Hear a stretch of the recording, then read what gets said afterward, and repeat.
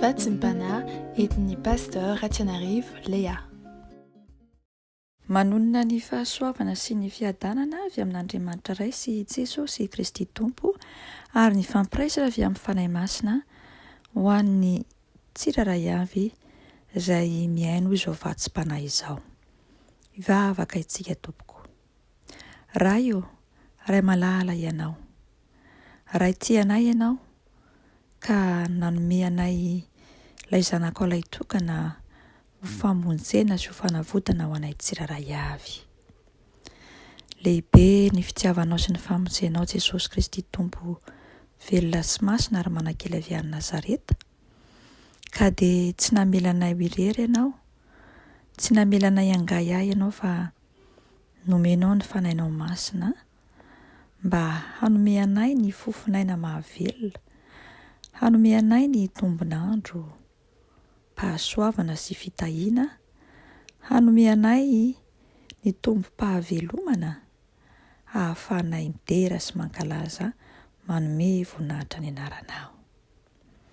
Fanahy masino, midinao anatinay tsiraray avy, hanokatra ny fonay, handraisanay ny vatsim-panavy aminao, ka azahoanay mamakivaky ny tontolo andro eo ambany tanam-pitiavanao, ahatsiarovanay fa ianao no tomponay sy mpanjakanay. Dia mitenena ary Jesosy Kristy Tompo amin'ny fitsilovan'ny fanahy masina amin'ny alalan'ny izao vatsim-panahy izao. Ny dera ny haja ny voninahitra, ny fankalazana sy ny fitsaoana ary ny fiankofana dia ho tanteranay mandrakariva manoloana anao ry tompon'ny fahefana any an-danitra sy ety an-tany, dia tsy iza izany fa Jesosy Kristy Tompo velona sy manjaka hatrehatraika mandrakizay. Aleluia. Amen. Ampitiavana sy ampanetretena mandrakariva ry hava-malala rehetra amin'ny tompo no ahafahako miatrano amin'ny tokantranontsika tsiraray avy amin'ity maraina ity, andraisantsika ny vatsim-panahy. Ho banjintsika ny lohateny hoe ny mahazava-dehibe ny vavaka. Ny mahazava-dehibe ny vavaka. Sokafantsika ny baibolintsika ao amin'ny bokin'ny Efesianina toko 9, andininy 7. Efesianina toko 9, andininy 7. Mivaky toy izao amin'ny anaran'i Jesosy. Ary mivavaha mandrakariva ao amin'ny fanahy, amin'ny fivavahana rehetra sy ny fangatahana, ka miambena amin'izany amin'ny faharetana sy ny fangatahana rehetra ho an'ny olo-masina rehetra. Amen. Izany tenin'Andriamanitra nosoratan'ny Paoly Apôstôly izany ato amin'ity epistily ho an'ny Efesianina toko 9, andininy 7 ity ry havako, dia mampiseho sy manasikasina mazava tsara ny fahalehibiazan'ny atao hoe vavaka. Miaraka amin'ny herin'izany vavaka izany ka mampirisika atsika ny vavaka ao amin'ny fanahy, amin'ny fivavahana rehetra sy ny fangatahana. Izany vavaka izany dia mila fiambenana miaraka amin'ny faharetana sy ny fangatahana ho an'ny olona masina rehetra ary ho an'ny izay mino an' Jesosy Kristy Tompo, tsy diso anjara koa anefa ireo izay mbola tsy mahafantatra azy sy ny anarany ary ny heriny. Ny tena zanak'Andriamanitra marina mantsy dia mahalala sy mahafantatra fa manome lanja sady sahy manambara fa mila mivavaka izy. Ary izany vavaka tanterahina izany dia ampiarahiny amin'ny hery manontolo sy tanterahina amin'ny fo madio, mba hatateraka sy andraisana ny valim-bavaka. Ninona zavatra tanterahana sy zavatra atao dia tsy maintsy mivavaka isika ry havana raha tena kristianina marina, ary tsy vitany mivavaka fotsiny fa miezaka koa ny iaina ao anatin'ny fahamasinana tahaka ny Jesosy Kristy Tompo izay inoantsika sy antenaintsika fa hamaly ny vavaka izay tanterahantsika ka mahatonga antsika hahatsiaro sy hahatsapa ny mahazava-dehibe ny vavaka. Ny zanak'olombelona miaina eto amin'ity izao tontolo izao ity dia miatrika ady, ary tsy diso anjara amin'izany ady izany ny kristianina sy izay mpino tokoa manaraka an' Jesosy Kristy Tompo. Ny ady izay atrehantsika mantsy sy ny ady izay tanterahantsika mpino marina dia fanoherana ny hery ara-panahy Satana ka mitaky herim-bavaka lehibe avy amintsika, izany hoe fivavahana ao amin'ny fanahy masina, amin'ny fivavahana rehetra ho an'ny olona masina rehetra, ka iambena antsika izany vavaka izany amin'ny faharetana sy ny fangatahana rehetra.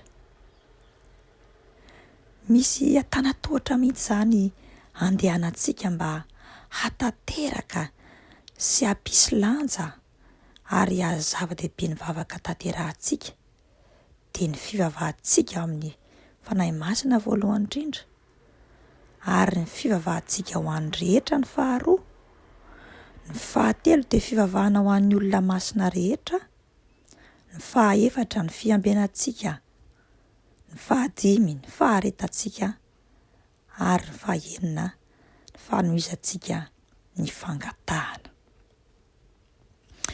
Paoly apôstôly eto dia mahalala sy mahafantatra tsara ny fahakamoan'ny olombelona.